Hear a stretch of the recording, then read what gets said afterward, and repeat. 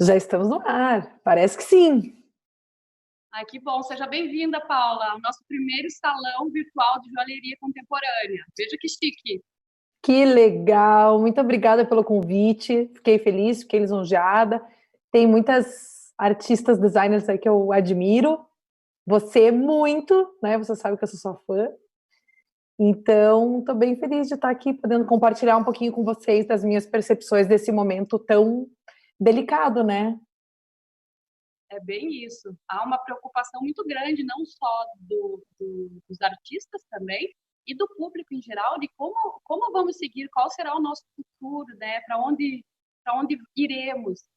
Então, eu achei que era super cabível trazer você aqui para falar, nossa guru do Zeitgeist, para falar para a gente um pouquinho do que você imagina, né, na questão de consumo, na questão até de hábitos de vida, hábitos de consumo, hábitos de viagem, como é que vai ser tudo isso, né?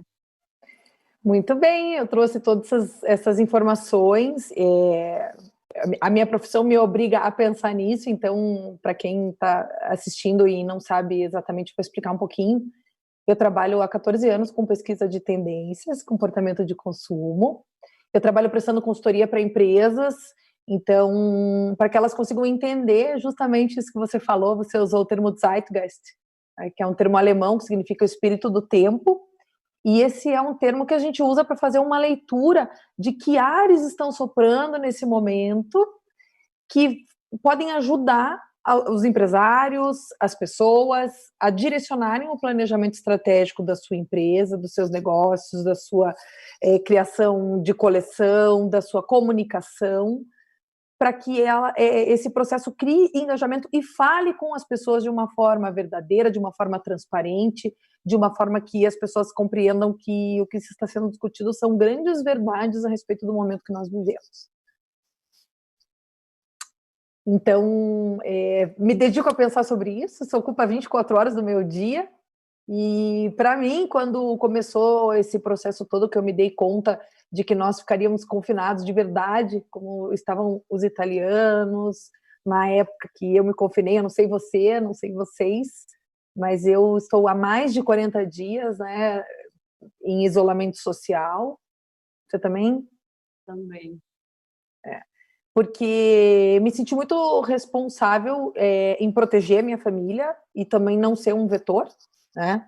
Então eu estou tendo o tempo do mundo para tentar organizar tudo que aparece de notícias diariamente, para onde as coisas estão indo.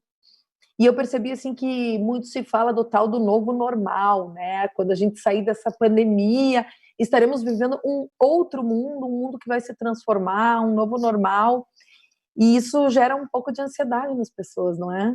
É verdade isso mesmo, Paula. A gente vai viver uma vida diferente, né? A gente não vai sair ileso, sem nenhuma, digamos, sequela, nem que seja positiva, mas alguma consequência disso.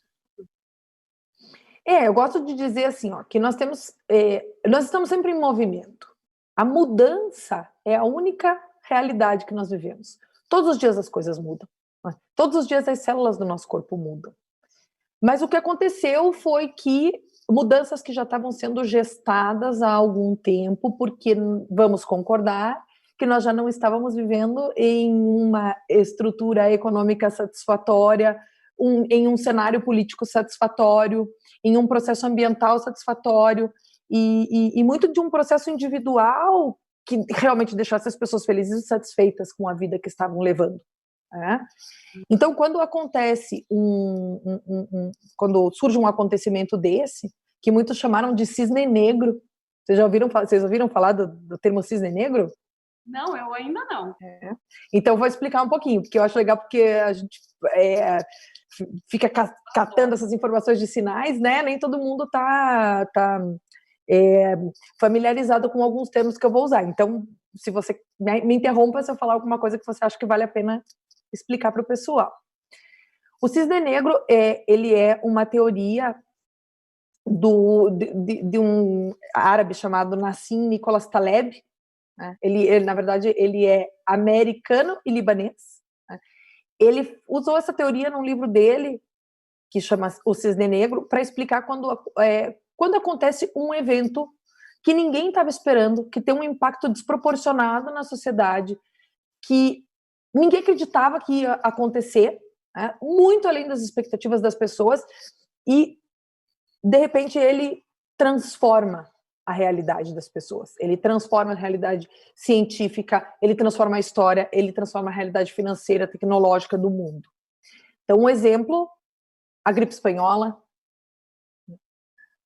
a própria crise de 2008 ficou muito parecido com o que aconteceu, mas tem uma proporção muito maior, né, o que está acontecendo agora com a pandemia. Depois, né, veio uma jornalista norte-americana e falou assim, isso aqui não é um cisne negro não, porque o cisne negro ninguém sabia que ia aparecer. Ele é algo inverossímil. O que nós estamos vivendo e vendo, ela chamou de rinoceronte cinza. Olha lá, qual é o bicho? Não é cisne negro, é rinoceronte cinza. Tem muita gente falando ainda que é cisne negro.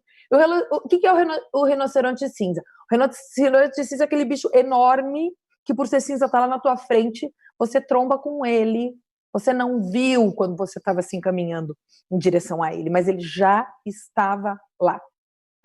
Então, o que eles falam sobre essa pandemia, alguns filósofos, alguns economistas, é que, de fato, o que aconteceu foi que esse evento era previsível, ele é um evento de extremo risco, mas que os responsáveis por fazer a gestão desse evento não agiram a tempo. Aham.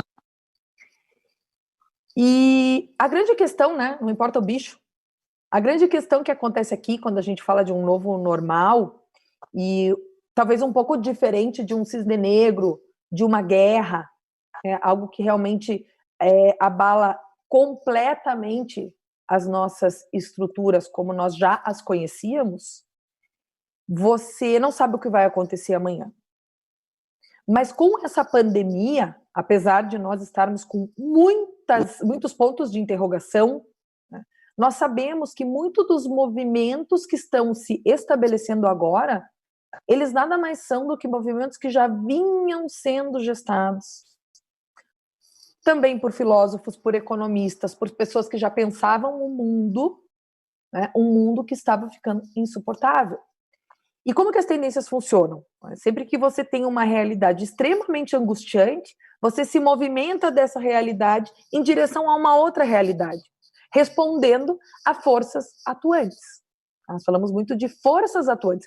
Que forças estão atuando nesse momento sobre nós e que forças já atuavam, que já faziam com que a nossa consciência coletiva tivesse aí algumas ideias de como escapar daquela nossa realidade, e como nós estamos vivendo agora uma possibilidade de recomeçar, e esse recomeçar é individual e é coletivo, o que daquilo que eu já pensava que poderia ser uma solução para o mundo, eu nesse momento posso começar a botar em prática.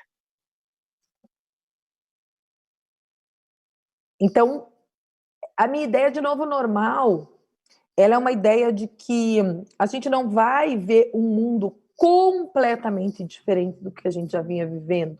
Para algumas pessoas, sim, que já não estavam enxergando algumas coisas que estavam acontecendo, né? Mas para outras pessoas, não. Então, o exemplo do EAD, vamos lá. O EAD era aquela opção barata para quem não podia ter acesso a uma educação de super qualidade. Isso foi lentamente se transformando, nós já temos tecnologia, temos recursos, temos muito poucas pessoas preparadas para encarar esse desafio, e quando acontece esse fato, ele é um acelerador, ele é um gatilho que faz com que decisões que tomariam anos para serem deliberadas, né, aquela zona de conforto dos gestores de depois a gente vê, a gente faz isso, o público não está preparado, será que vai dar certo? Nesse momento, esse será fica de lado. Eu preciso ir para esse lugar do novo. Urgente. Urgente. Então, decisões que tomariam anos para serem implantadas, são implantadas em questões de dias, de horas, por uma questão contingencial. E essa contingência que obriga, nesse momento, as pessoas se reposicionarem, provavelmente vão gerar novos hábitos, e esses hábitos se tornarão o novo normal. Uhum. Então, o novo normal não é algo pós-pandemia, ele é algo que está se construindo nesse momento, na casa de cada um de nós. Entendi. Por exemplo, que hábitos você mudou desde que começou essa fase aí de recolhimento, de isolamento social?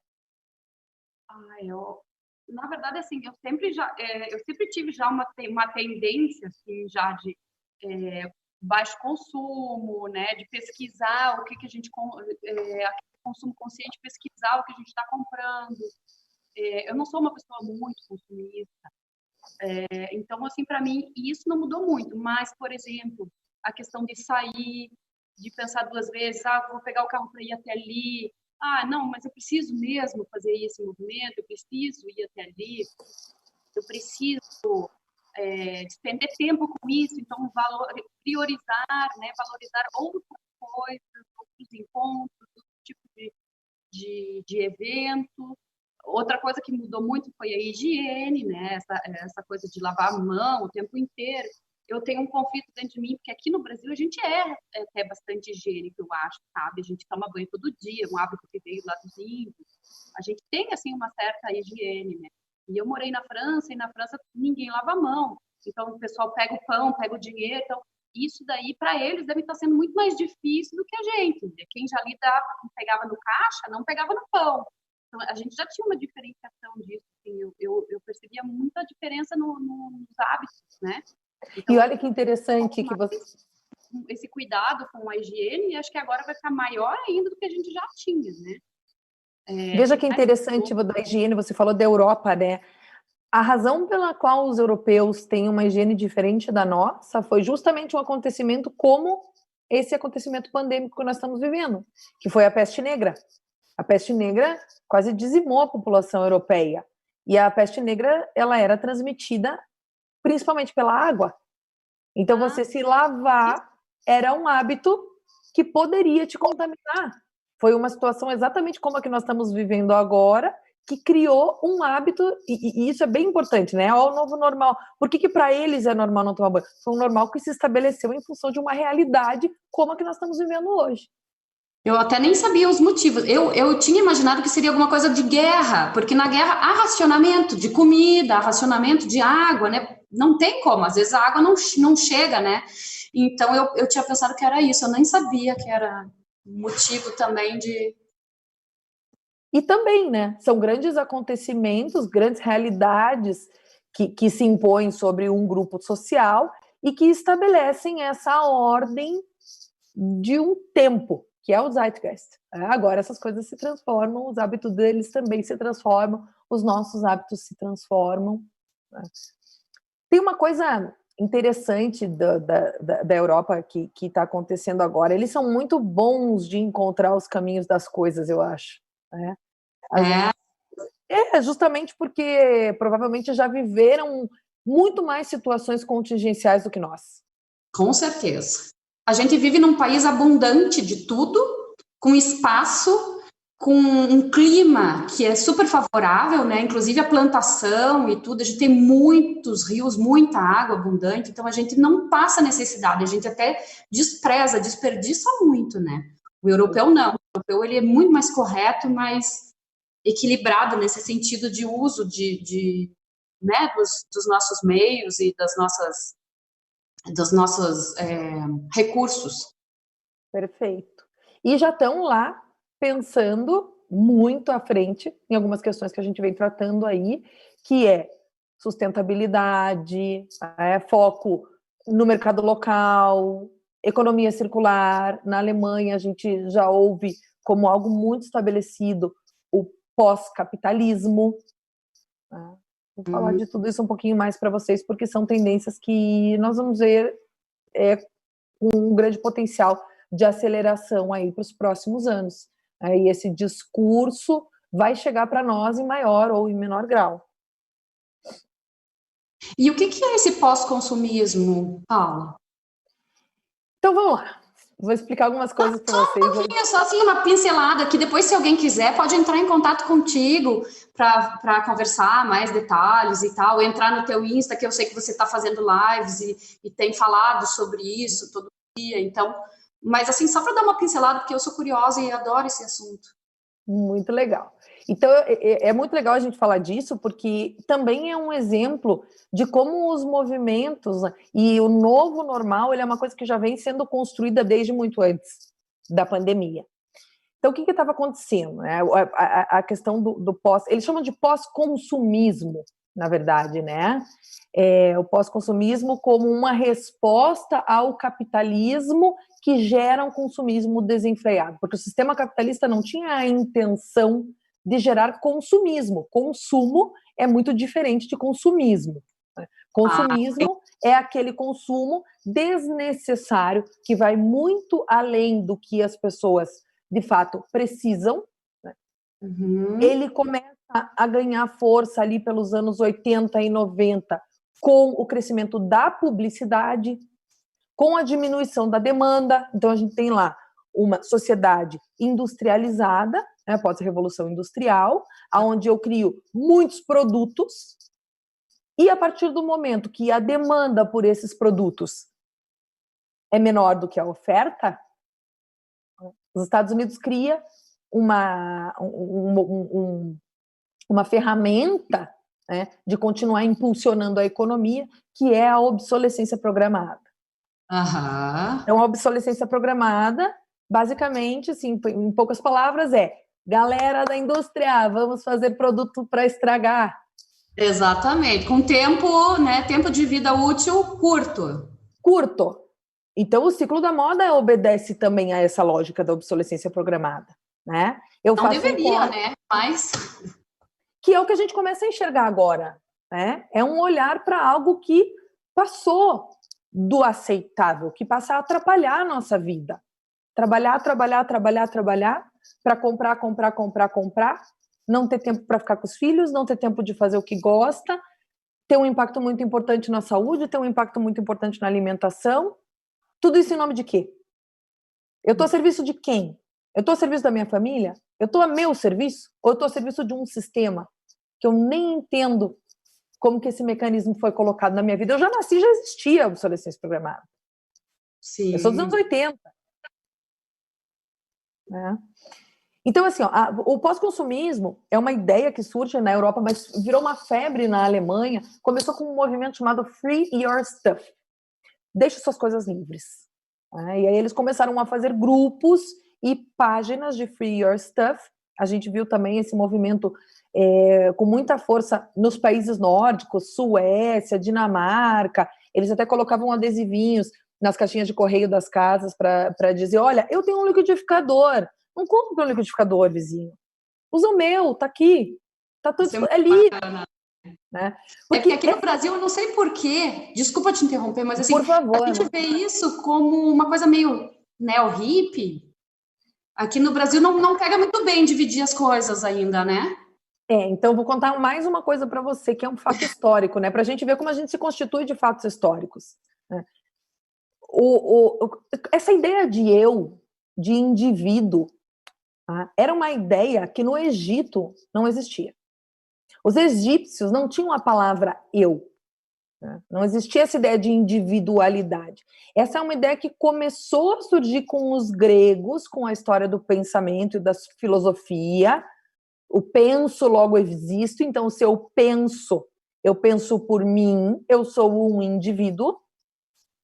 E os romanos estabelecem a questão da separação da propriedade privada. Esta casa é minha. Esta roupa é minha. Este espaço é meu. É privado. É individual.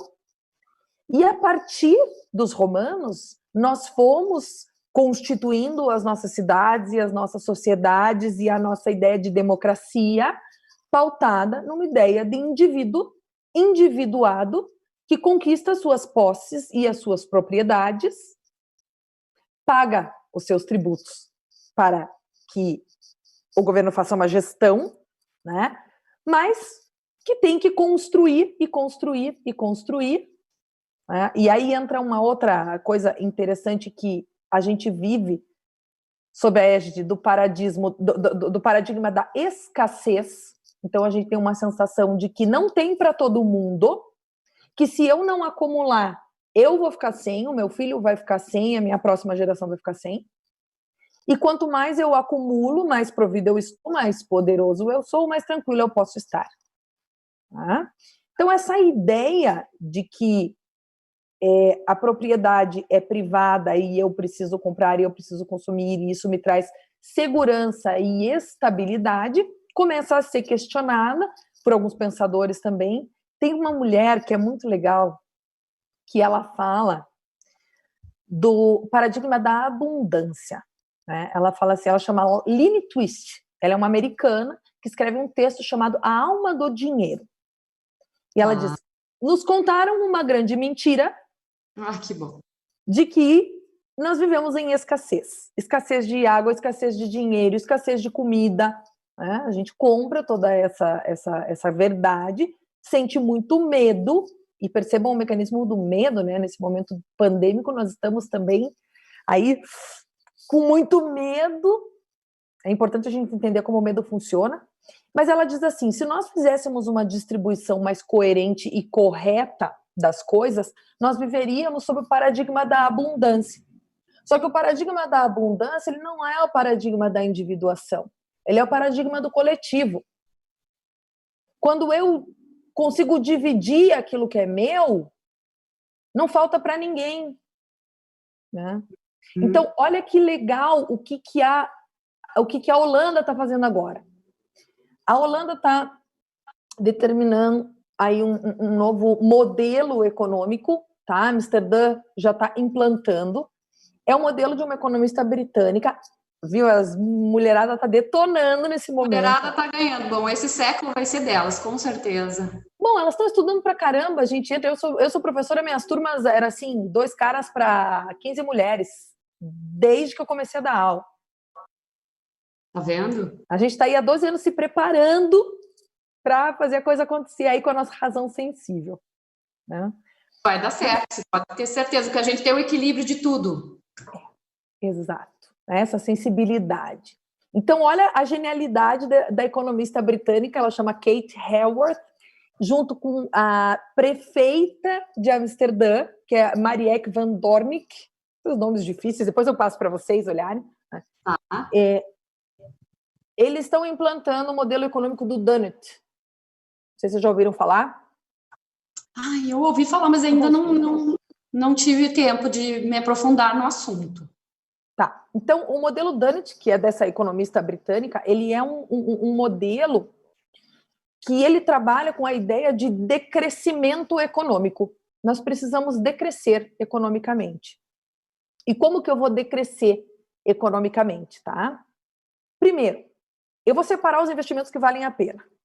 Eu vou focar em fazer crescer alguns setores críticos, como energia limpa, educação, saúde, as coisas mais importantes mesmo para que a sociedade se restabeleça. E alimento, não? Alimento, já vou falar um pouquinho de alimento, porque tem uma coisa bem específica de alimento aí que é muito legal. Então eu vou investir em alguns setores que são muito importantes e eu vou decrescer. Eu vou parar de investir, eu não vou emprestar dinheiro, eu vou fazer com que fechem alguns setores que são que não geram melhorias para a comunidade e para o planeta. Então, por exemplo, petróleo, gás, eles falam em publicidade, mineração, tudo aquilo que tem um viés explorativo, de explorar, né? E não de distribuir. Comida, eles falam da transformação da agricultura para uma agricultura regenerativa, de regenerar a terra, de regenerar as pessoas, então com foco em biodiversidade, com foco em sustentabilidade, com foco em produção local, com foco em veganismo. Então o governo precisa colocar isso para as pessoas como não uma determinação legal, né, mas uma forma de crescimento. As pessoas se conscientizarem que se eu investir nisso, eu vou crescer. Então, nesse momento, eu tenho um restaurante, vou dar um exemplo aqui da minha casa. Eu tenho um restaurante por quilo. Eu não sei o que vai acontecer com o meu restaurante por quilo amanhã. Ele é mais um restaurante por quilo do centro da cidade para competir com todos os outros. Imagina, né, se o nosso prefeito diz assim, nós vamos fazer o seguinte, vamos perdoar a tua dívida do restaurante, e eles falam muito em cancelamento de dívida nesse modelo Dunnett, especialmente para trabalhadores e donos de pequenos negócios. Então, esse endividamento pós-pandemia seria perdoado pelos bancos, pelo Estado, e aí o governo faria um investimento em mim para que eu pudesse pegar a minha força de trabalho, uma terra que eu tenho, por exemplo, eu tenho uma chacrinha lá em Morretes. Tá bom, então você vai lá plantar orgânicos. Você vai lá fazer uma agricultura muito biodinâmica, por exemplo. Né? Qualquer coisa que seja boa para o planeta. Está aqui, eu te dou dinheiro para você recomeçar. Né? E aí eles determinam a redução do consumo e das viagens, falando que daqui para frente é viagem básica, é por teu país, é só o que você necessita, consumir apenas o que é satisfatório. E aí a gente cai, para concluir a questão do pós-consumismo, né?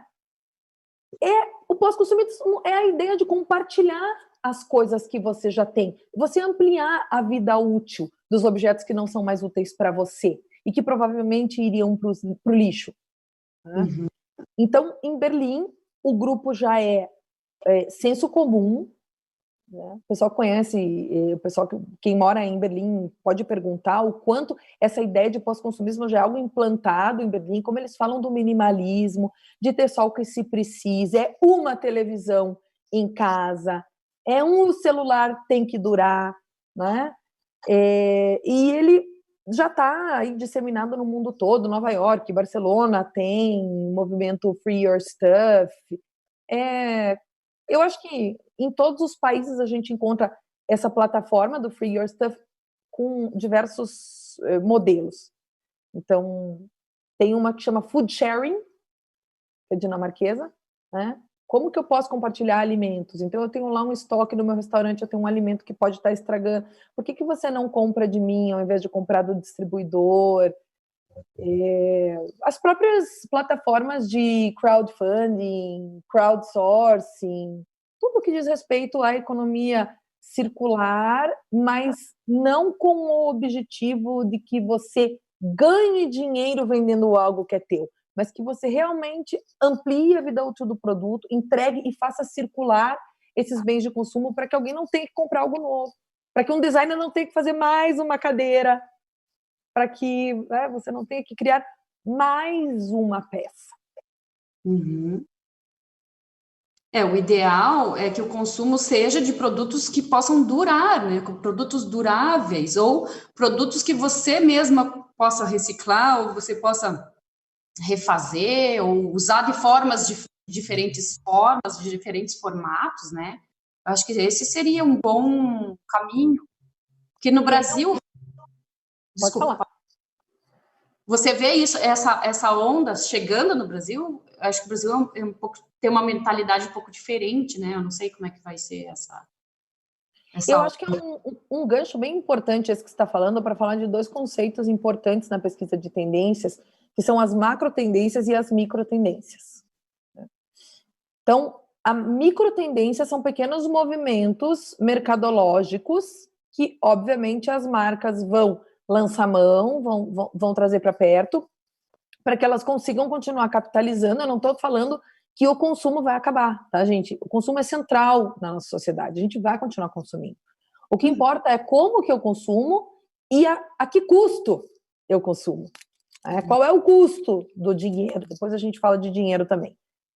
Mas a microtendência são aqueles pequenos movimentos mercadológicos. Então, que nem você está falando assim, então tá, né? É reciclar, é o do it yourself. Tá muito se falando na moda agora do upcycling. Upcycling, aham. Tem essa pegada assim. Essa é uma microtendência. É uma forma, é uma apropriação mercadológica de um desejo muito maior das pessoas. Como que eu pego esse desejo? Como que eu pego esse discurso das pessoas e eu plasmo isso num discurso de produto? Isso é uma microtendência. Isso é o upcycling, isso são os cinemas drive-in, que agora estão pipocando por aí, né? São essas coisas que vão acontecendo, que são novidades, e que a gente fala, olha, uma tendência, tal, que legal, vou apostar nisso. E existe um outro movimento, que é um movimento que a gente chama de movimentos socioculturais ou de fundo, que são as macro tendências, são esses grandes movimentos que são desejos das pessoas que saem deste lugar que incomoda e se movem a um outro lugar de benefício, né? Que é justamente isso que você estava falando. O que eu vou querer? Permanente ou impermanente? É o permanente ou o efêmero que eu quero nesse momento? Uhum. O que tem mais sentido? Eu vejo muita gente dizendo, para mim a fast fashion morreu, para mim tudo que é de consumo rápido, eu não quero mais. Eu prefiro pagar mais caro numa peça, que é uma peça autoral, que é uma peça atemporal, que é uma peça que me cai muito bem, que fala de mim, que tem tudo a ver com a minha personalidade. E essa peça eu vou passar para minha filha. E eu vou contar essa história dessa peça no mundo. Não é? Então, essa é uma macro tendência. Isso, eu acho que essa busca do permanente, sair um pouco da ideia do efêmero e retornar para a permanência, ela é uma macro tendência porque ela é um discurso sociocultural, né? Que se relaciona muito com discursos de vida. Então, olha a proximidade, né? Esse jogo das tendências, ele é tão apaixonante porque ele fala das nossas verdades mais profundas. Exato. Se eu estou lutando por viver, se eu estou lutando pela permanência da minha vida, olha a importância que a permanência ganha e olha como o medo está ligado ao efêmero. Se esse vírus pode me matar e eu posso desaparecer, tudo o que desaparece nesse momento é algo que pode mexer comigo em um viés que me aporte sensações negativas. E a gente está sempre buscando as sensações positivas. Quando a gente consome, a gente está buscando sanar ou suprir uma necessidade, um desejo que me traga um input positivo. Uhum. Isso é muito bacana, porque a gente sabe que está acontecendo, é um sentimento que está acontecendo, mas a gente não sabe de onde vem esse sentimento, como ele chega, como ele invade a gente, né? É muito bacana saber a raiz. Então é muito importante a gente pensar no que a gente está sentindo nesse momento. Quando eu converso com uma amiga, o que ela está sentindo? Quando eu converso com um colega de trabalho, o que ele está sentindo? Como que eu estou me sentindo a respeito dessas pequenas mudanças que estão acontecendo no meu dia a dia? Desde a forma como eu consumo informação, a forma como eu vou ter que ressignificar o meu trabalho, de que coisas eu vou abrir mão primeiro, quais são as coisas mais importantes que tem que permanecer, né? Analisar esses sentimentos já é um ponto de partida para imaginar o que vai ser esse novo normal. Consultar as pessoas vai nos ajudar a entender o que é esse novo normal. E esse novo normal não é uma coisa completamente maluca que a gente nunca viu. É uma coisa que a gente está vivendo nesse momento e a gente já vinha construindo desde antes. Porque a gente não estava feliz. Tinha uma sementinha já plantada, né? Que a gente foi regando e agora, de repente, floriu. Exatamente. Né? O Yuval Noah Harari, que é o escritor daquele livro Sapiens, não sei se você leu, Homo Deus, né? Ele falou numa entrevista que ele deu para o Times que todas as medidas de curto prazo tomadas hoje reverberarão a médio e longo prazo. E que em tempos de crise a mente das pessoas muda rapidamente. Então o novo normal tá aqui, tá agora, tá acontecendo.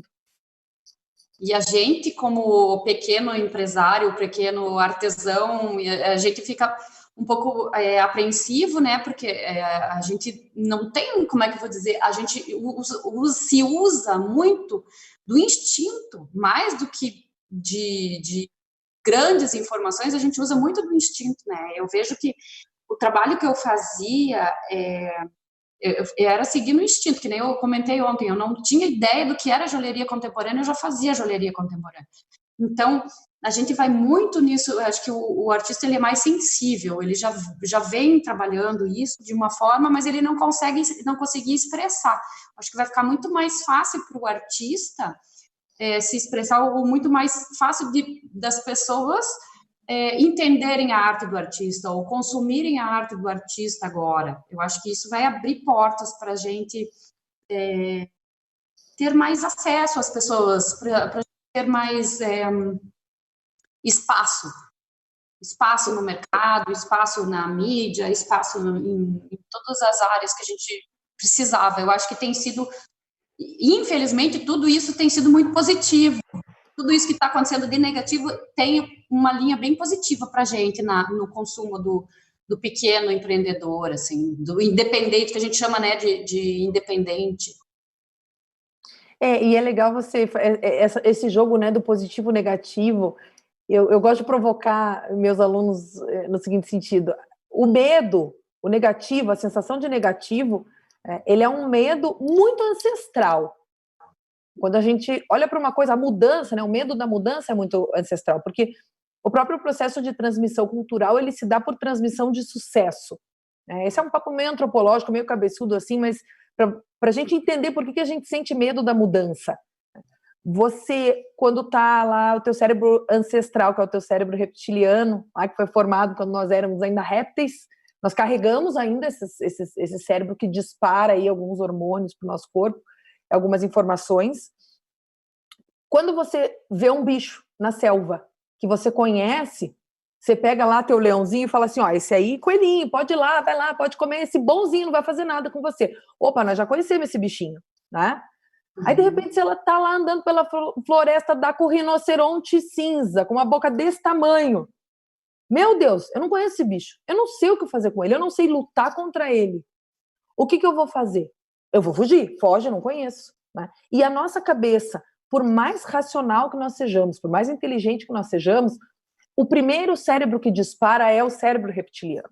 Então, medo, mudança, infelizmente, tudo isso está acontecendo. Olhar o lado positivo.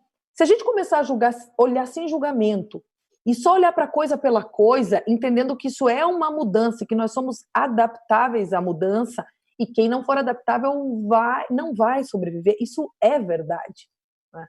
Essa adaptabilidade, essa agilidade para se adaptar é o grande valor e habilidade desses novos tempos. E as pessoas estão muito interessadas nos artistas, sem elas saberem, porque elas estão muito interessadas em tendências. Eu tenho ouvido muito assim, as tendências, como que vai ser, né? Porque elas querem se agarrar em algum lugar seguro. E Sim. Saber de tendências é como assim, me fala, o que vai acontecer? Exatamente. Elas querem alguma coisa que elas possam se apoiar, né? Ali é um lugar seguro, então ali eu vou fixar nisso e vou por esse caminho. Quem primeiro traz o discurso crítico é o artista. Então, a tendência sempre vai ser vista no discurso do artista. Então, olhem para os artistas se vocês querem entender o que vai acontecer aí nos próximos anos, meses, porque os artistas já vão estar falando sobre isso na sua arte.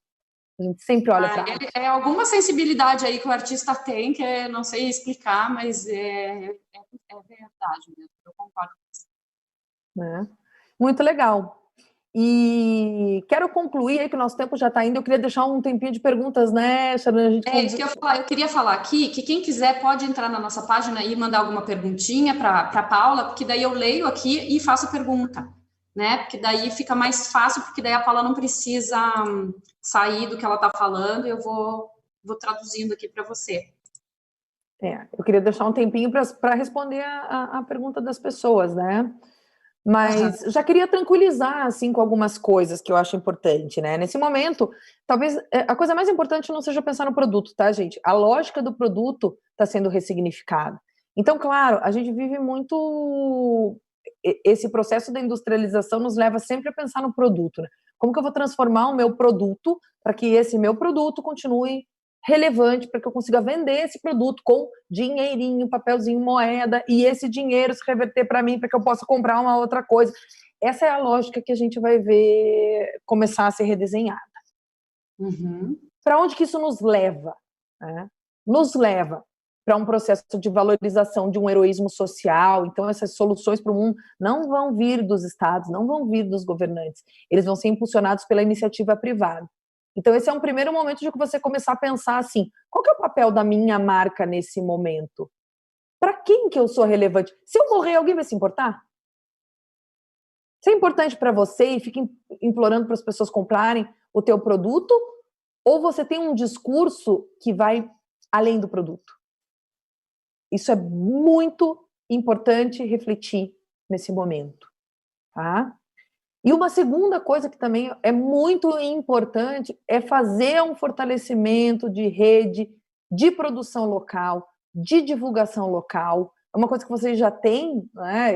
Eu acho que esse nosso encontro já traz muito disso, mas eu acho que fortalecer. A gente sair um pouco do nicho, só do nicho do produto, a gente faz isso, nós somos joalheiros de joalheria contemporânea, vamos ampliar. Cadê o nosso grupo? Como que a gente se fortalece aqui com outras mulheres, com outros homens, que possam ser um grupo quase que autogerível, autossustentável, né? Para mim, esse é o coração desse capitalismo consciente. Mais do que nunca, né, se a gente está falando em viagem, fechamento de fronteira, não sabemos quando vamos poder sair do nosso país, mas uma coisa nós sabemos: nós podemos fazer a economia local rodar.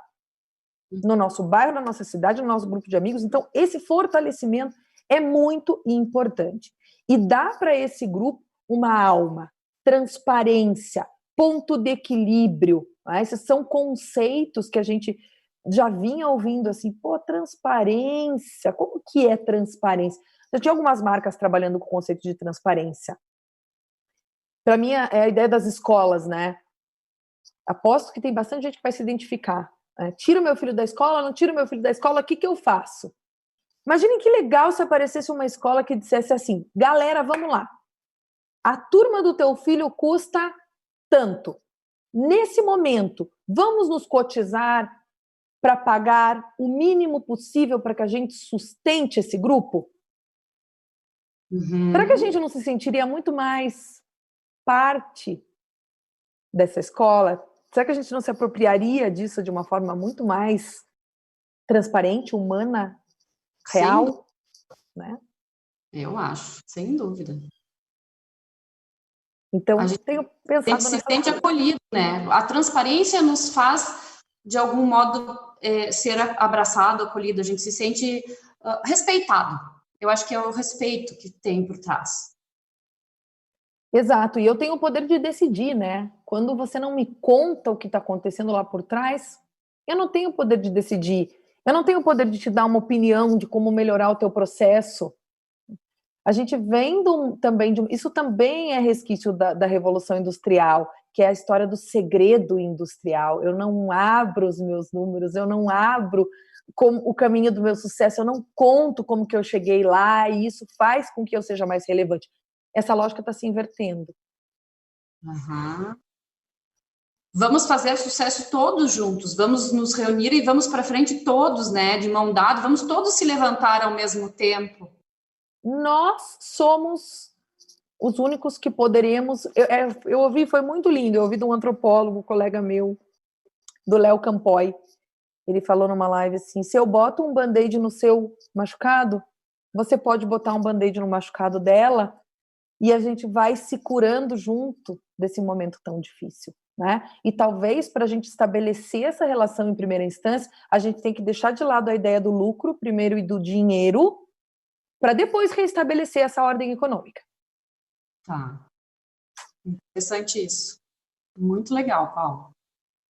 Eu queria falar também que, além do mercado local, de você comprar local, empregar local também, né? Porque, por exemplo, assim, eu sou designer, não sou eu que executo as minhas peças, tá?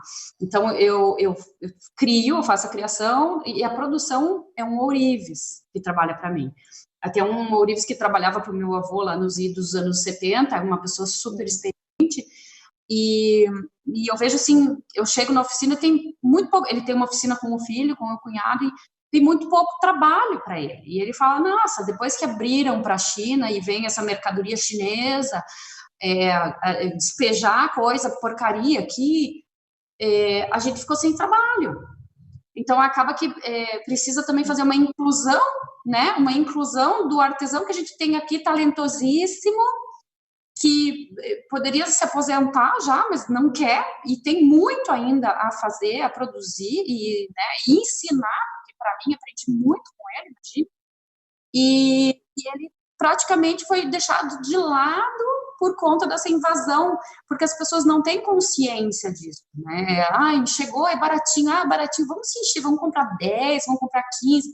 E daí, às vezes, eu tenho um cliente que me liga e fala, eu tô cheia de cacareco lá, que quebrou o pino, quebrou aquilo, será que tem conserto?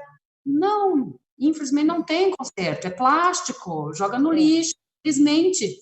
Além de ser o plástico que polui, ainda por cima não tem conserto. Então, você trabalha com material, você trabalha com metal, você trabalha com prata, com ouro, você explora. A gente explora, a gente retira da terra. Mas isso vai durar para o resto da vida. Você não precisa comprar 200. Se você não quiser, você não usa, essa peça não é de acordo com a tua personalidade, você derrete e você faz uma outra peça. Exatamente.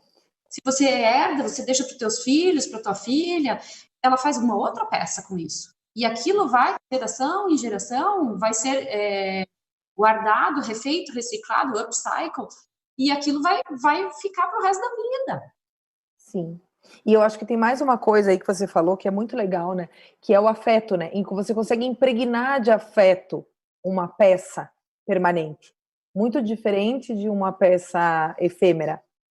Então, essa coisa, essa relação familiar é algo que também acaba tendo um lugar muito importante no discurso aí dos próximos anos, porque nós estamos sendo privados disso.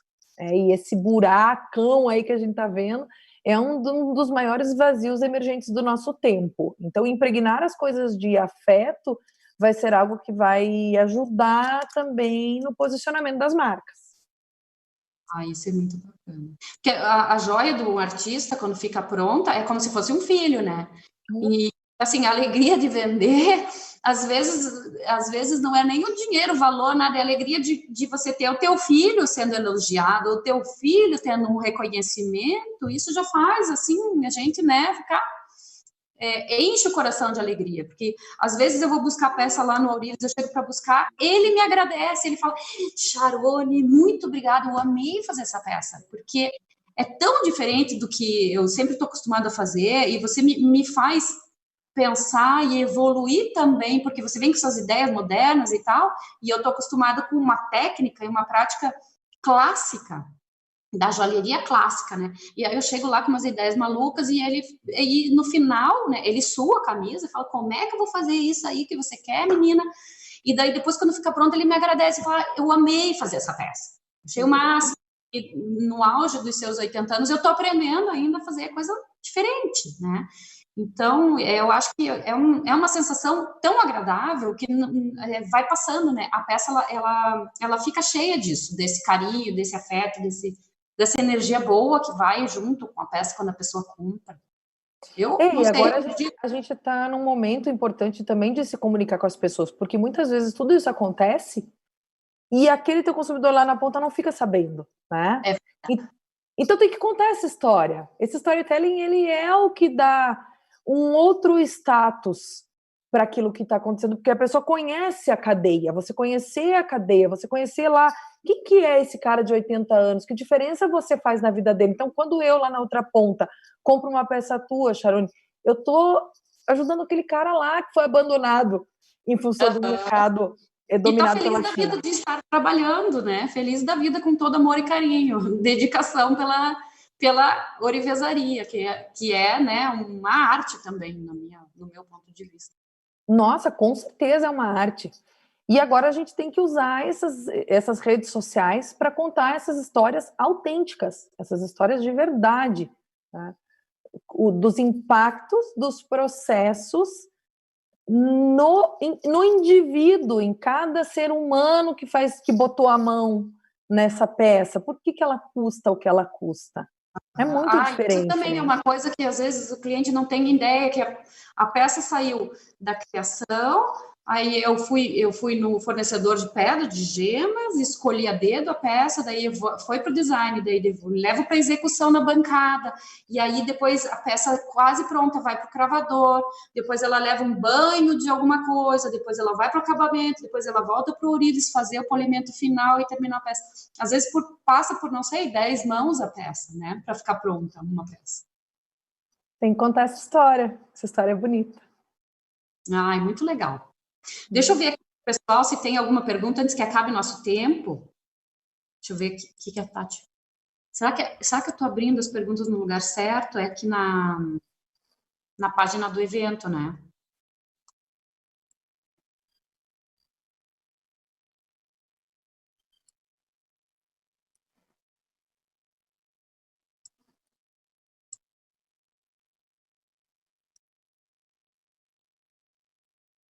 A Tatiana está falando aqui, ó. Como nos direcionamos virtualmente?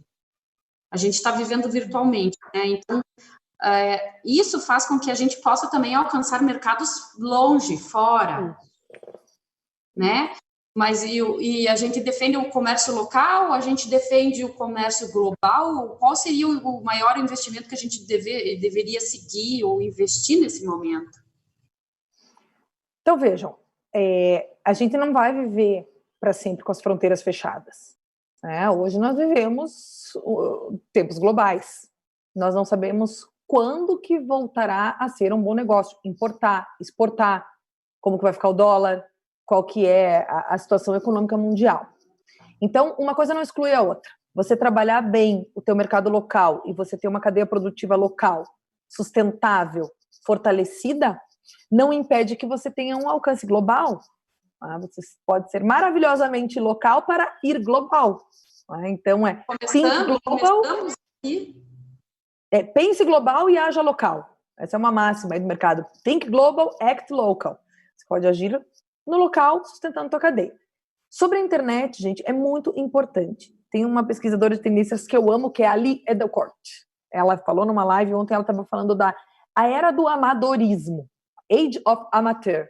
Mas não de amadorismo de fazer mal feito, de fazer nas coxas, né? Do simples, do do it yourself, do feito à mão, do criativo.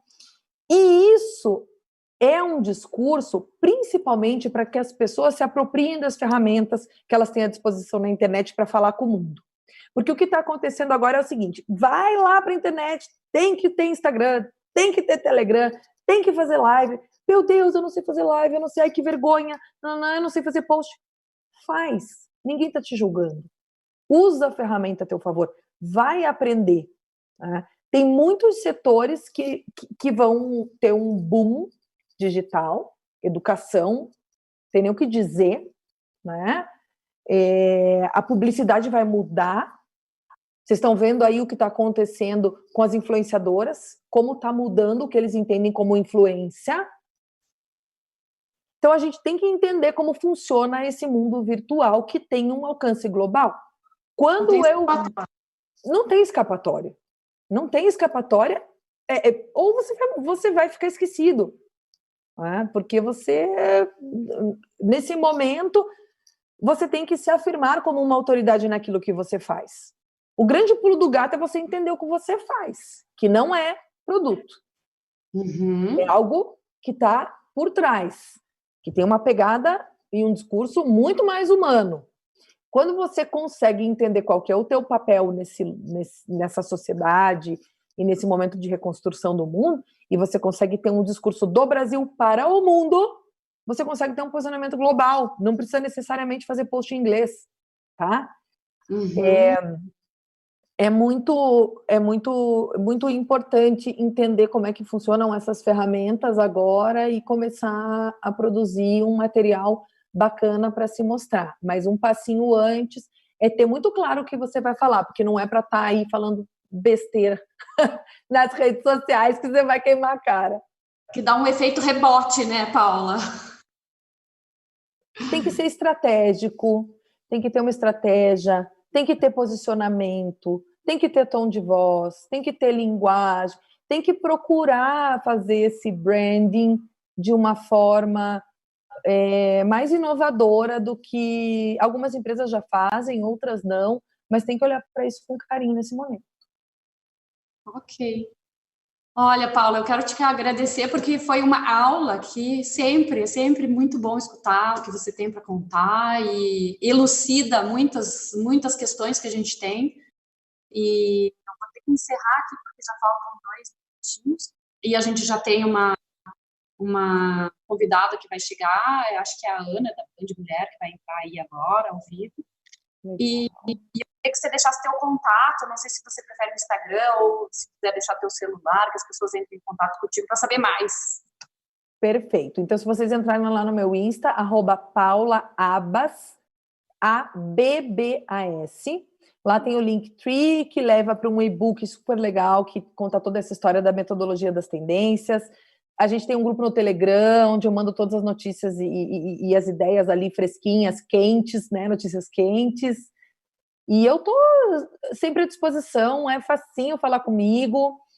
Manda um direct que eu mando o telefone e a gente vai trocando figurinhas. Para mim é um prazer. Eu estou a serviço das pessoas que precisam de ajuda nesse momento. Então, eu estou aí num momento de fazer conexões, de ajudar. Então, não se cortem, fiquem à vontade, falem comigo, tirem dúvidas, eu estou à disposição. Vamos ver se a gente faz um grupo dos artistas e a gente consegue fazer uma live ou um bate-papo só para tirar as dúvidas dos artistas, que eu acho que devem ser inúmeras. Aqui eu não consegui pegar, eu não sei se eu estou com o bate-papo certo, mas qualquer coisa eu encaminho as dúvidas direto para você. Tá bom? Perfeito. Te agradeço muito, um bom final de semana. Muito obrigada pelo convite. É sempre muito aprendizado aí para vocês e fiquem bem. Tchau, obrigada, Paula.